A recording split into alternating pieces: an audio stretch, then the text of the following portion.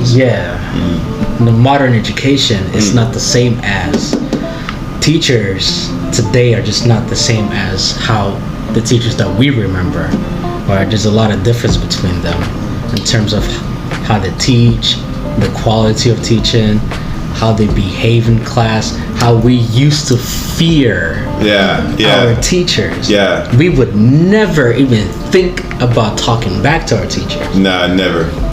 But today, it's kind of like it's open season. Yeah. It's just disrespect all over the place. Is that a generational thing, or is that disrespect that's a worldwide phenomenon towards teachers? Exactly. It's a really strange question. What shifted that? What made it change? Social responsibilities change.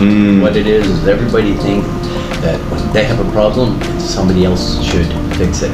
So we go to the corporations when something is broken and you fix this. Now at school, your son got or daughter got an F. Well, what are you going to do to fix it? Not what's the parent going to do.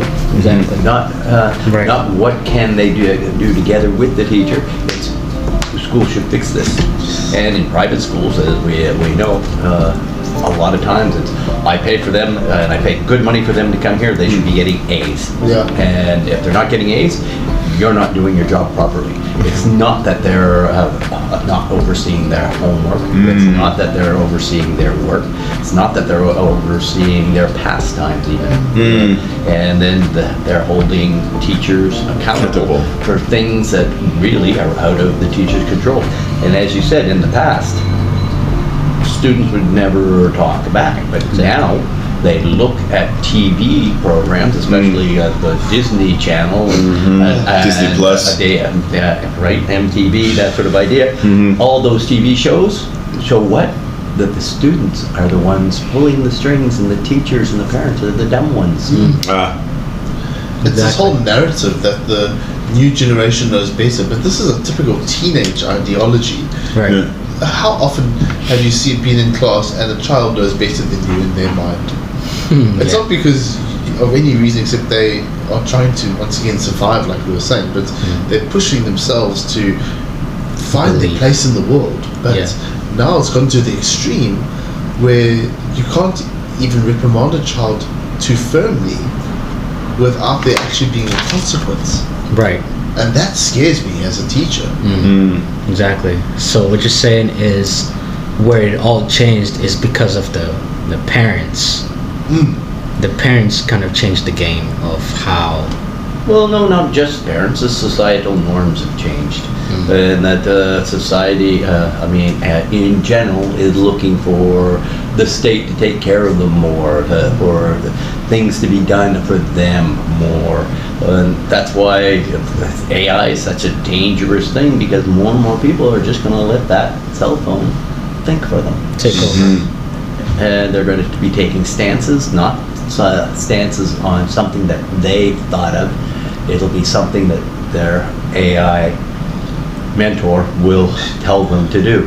That's a fascinating concept, an AI mentor. You have a mentor that's guiding you, but it's artificial. It's not like in the old days where you'd go to a guru and you would learn a spiritual lesson, do something, you know. You don't have that anymore, you know. It's a loss, you know. Exactly. Because everybody wants it done for them and done quickly. Everybody, that's the it's key the word. aspirin cure, right? I have that dopamine. Instagram. Instant. Yeah, Like I said, we're back at that narcissistic title. It's got to be quick. It's got to be now. It's got to be right here, and it's got to be at top quality. Oh, look at me! I wrote this. No, you copied and pasted. Exactly. Yeah, right. So, yeah. Or when they do something on their own for the first time, and it was long, and it was hard, and they didn't do well on it, they don't want to take the criticism to make the adjustments on how to improve it. They just say, I think I deserve an A because I wrote for 3 hours. Glad you showed up. Yeah. Well, that's another part. Yeah. Right? Just showing up is part of the game. Yeah. I need an A because I attended class. Doesn't A stand for attendance? Yeah, well, no, it doesn't. Just the other day, we had a teacher ask, "So what does F stand for?" Remember this? I'm not even joking you. Wow. I'm not even joking. For real. I'm dead serious, man. Damn.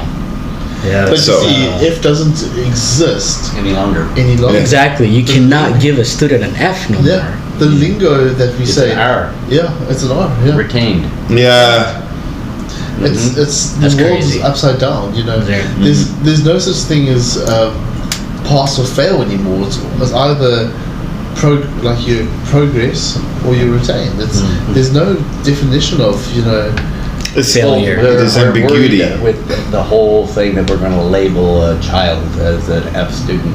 But you guys haven't been in the game long enough, but at one time it No. was do not use red pen to correct anyone. Exactly. do not use. Do you notice how I only They told me that too. Do not Yeah. use red pen. It's I only write Has a in negative red connotation. pen? Connotation. exactly. Yeah. Exactly. I've been told that. I'm so old school. My students always like, Mr. Jordan, do It's you have always a red pen to do, correct. do you have a red? Do you have a pen I can borrow? Guys, I only write in red. You guys already know that I only use red pen at school. That's how it should be. That's all I use. I'm so old school that way. That is all of my teachers, all of my grade school, red pen. Anything that I got, red pen. But now, How am I supposed to change that? Oh, really? See, for me in school, I never saw a red pen on my papers. Oh, you're a bright mind. If you believe that, I've got a bridge I can sell you. Yeah, exactly. So, hey. But yeah, that's the whole difference between that. So now we're not allowed to use red pen anymore. No, you are allowed. Now they're. But there are a lot of schools that are stopping that completely. Oh yeah, That's Yeah, crazy. There are, but now Yeah. there's also the learning to write technique, where when it's time to write originally, you write in green, could go, yeah. and then you edit in red, Yeah. and then you do your final copy in blue. Got you. There's so many different things. Everything has a connotation, but to go back to the idea of what it boils down to is for students to be successful overall, it's not really a matter whether they have a super cell phone or whether they don't have a cell phone or whether they do have a cell phone. It boils down to whether or not the parent shows interest in school and exhibits that education has value. And that is That's the a big difference. concept. Education has value. Yeah, but did the parents value the education from when they were in school? Well, think of it this way.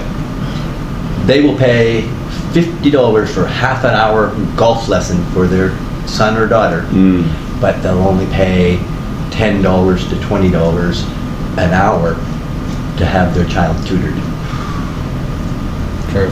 What are we valuing in this world? I mean, what is it status? Yeah. Oh, here we go. Is it the icon that we want to be? What are we actually valuing? Because knowledge acquisition and knowledge retention through education is probably one of the highest pursuits of. It's one of the highest pursuits. It is. But we value the artificial world Yeah. of superstars. Yeah. We're going to pay somebody $200 million a year to go and kick a ball in the net. Yeah. But teachers want a raise. Yeah. What? Oh, that's terrible! I can't believe they want that much money. They're so greedy. How could they want more? They Don't have we give them holidays. enough? Yeah. Yeah. Don't Right, they get right. holidays? Right. Yeah, exactly. And don't forget, when it comes to education, everybody's been in school. There's no mystery to it. They know how to make it better. At least doctors, the science, not everybody really understands that working. There's that sort of mystery. But for teachers, I was in school and I know what should be done. And I know better. That's the funny thing. I know better. But when you were talking earlier about teachers today versus teachers back then, every teacher has gone along with the technology of the day. And I've gone from overhead projectors to VCRs to CDs all of it. And now it's the memory stick, and it's using the World Wide Web and bringing in all those resources. And it's overwhelming for a teacher, and people forget that because there are so many things that, and you can even see teachers getting overwhelmed by it. And that one day they're doing this one thing, but then when they were home that night searching, they saw, oh, this is even better than what I was doing. So they go into class the next day and they start going in a different direction. And instead of just saying, okay, I've got this is the path I've chosen, I'm going to finish the unit with this. I like this other technique, I'm going to bring it in for the next unit. But continuity. So often you see people just every day, it's a different thing. Or the other thing about it is you'll see teachers who they don't prepare for class, and they go, and on the way to school, out comes the phone, I need a lesson for this. They go to some website, they might pay for the lesson plan, they download it, and they walk in, and they run to the photocopy room, and they photocopy stuff, and they give kids photocopies. And the kids have to put in one-word answers. Right. Well, how are the students actually getting any value out of those one-word Absolutely. answers? And then when they go to write, we say they don't know how to write a sentence. Well, you've been asking them to do one-word answers, and now you're asking them to write. Yeah.